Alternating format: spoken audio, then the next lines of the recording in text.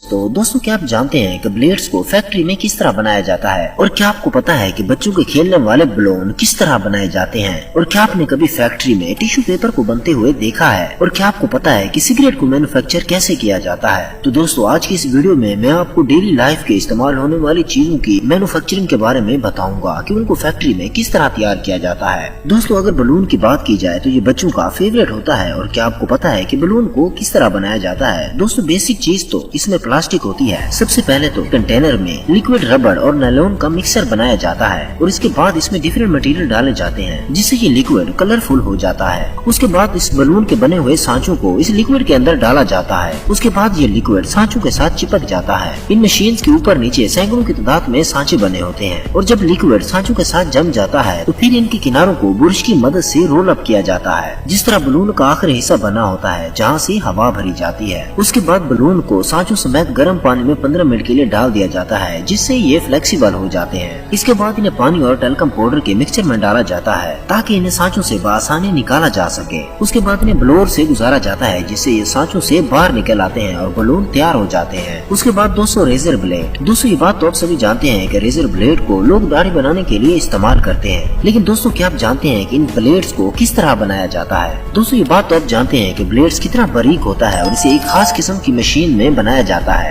उसके बाद इस बारीक ब्लेड को एक पंचिंग मशीन के नीचे डाला जाता है जिससे ये मखसूस किस्म के कट्स लगा देती है। इसके दरमियान वाली स्टील को रिमूव कर देती है। ये बारीक होने की वजह से बहुत ज्यादा नरम होता है, इसलिए इसे हार्ड बनाने के लिए 2000 सेल्सियस पर गर्म किया जाता है जिससे ये हार्ड हो जाता है। उसके बाद इसे -50 डिग्री टेम्परेचर पर ठंडा किया जाता है। इस प्रोसेस के बाद ये स्टील हार्ड हो जाता है और बेंड करने से टूट जाता है। उसके बाद इस ब्लेड्स को प्रिंटर के अंदर से गुजारा जाता है जिससे ये ब्रांड का नाम प्रिंट कर देता है। उसके बाद इसे एक मशीन में डालकर इसके किनारों को तेज किया जाता है। उसके बाद एक मशीन इसे छोटे छोटे हिस्सों में काट देती है और इस तरह ये ब्लेड्स तैयार हो जाता है। उसके बाद दोस्तों सिगरेट का इस्तेमाल तो बहुत ज्यादा किया जाता है और ये बात भी हम जानते हैं कि इंसान के लिए सिगरेट पीना कितना खतरनाक होता है, लेकिन फिर भी इसे बनाना और बेचना लीगल है। दोस्तों सिगरेट को तंबाकू से बनाया जाता है और तंबाकू की फसल जब तैयार हो जाती है तो फिर उसे फैक्ट्री में लाया जाता है और फिर तंबाकू के पत्तों को कन्वेयर में डाला जाता है और फिर वर्कर तंबाकू के खराब पत्तों को सही पत्तों से अलग कर देते हैं और फिर इन पत्तों को हीट देकर एक मशीन में ड्राई किया जाता है और फिर इन्हें एक और मशीन में डालकर छोटे छोटे पीसेस में काटा जाता है और फिर इस तंबाकू को मशीन में डालकर मजीद बारीक किया जाता है। फिर एक मशीन की मदद से सिगरेट का कवर तैयार किया जाता है ताकि ये बारीक तंबाकू इस सिगरेट में भरा जा सके और फिर इसके ऊपर सिगरेट कंपनी का नाम लिखा जाता है और फिर ये तैयार हो जाती है।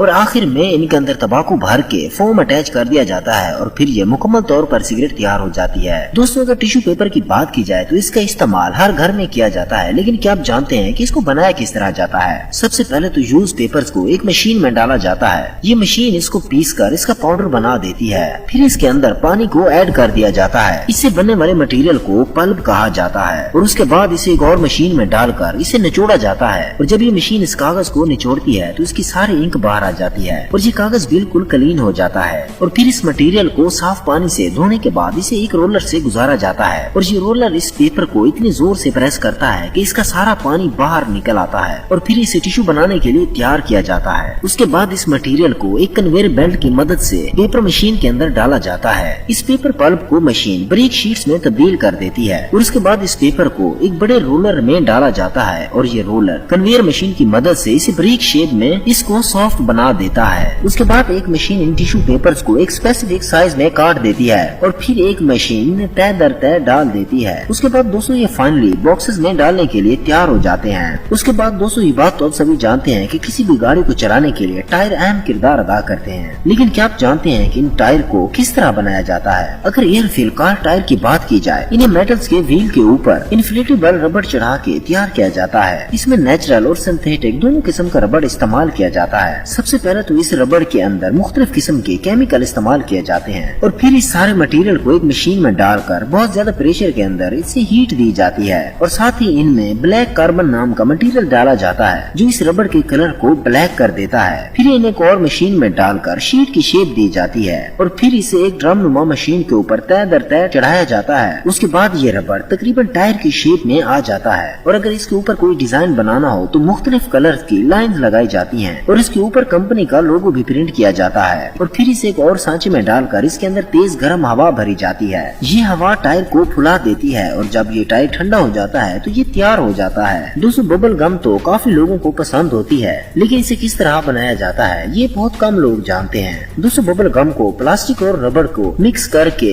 मसनूई तरीके से बनाया जाता है। सबसे पहले गम पेस्ट को एक मिक्सर में डालकर इसमें कलर और फ्लेवर वगैरह ऐड कर दिए जाते हैं। उसके बाद इसमें ग्लूकोज सिरप और स्वीटनर डाले जाते हैं जो इस बबल गम को सॉफ्ट बना देते हैं। फिर इन मटेरियल को मिक्स करके इन्हें तेज हीट दी जाती है ताकि ये मिक्सचर अच्छी तरह मेल्ट हो जाए। ये सारा मटेरियल मिक्स होने के बाद फिर इसे एक और मशीन में डाला जाता है और फिर ये मशीन इसे प्लेन करके टूथपेस्ट की तरह सुराखों से बाहर निकाल देती है। उसके बाद इसे मजीद ठंडा किया जाता है और फिर एक कटर इसे छोटे छोटे टुकड़ों में काट देता है और उसके बाद एक मशीन इन्हें कवर में पैक कर देती है, जिसके बाद ये मार्केट में पहुंच जाती है। तो दोस्तों आज की वीडियो इतनी ही। अगर वीडियो अच्छी लगी है तो लाइक करें, अपना बहुत सारा ख्याल रखिए। मिलते हैं अगली वीडियो के साथ, तब तक के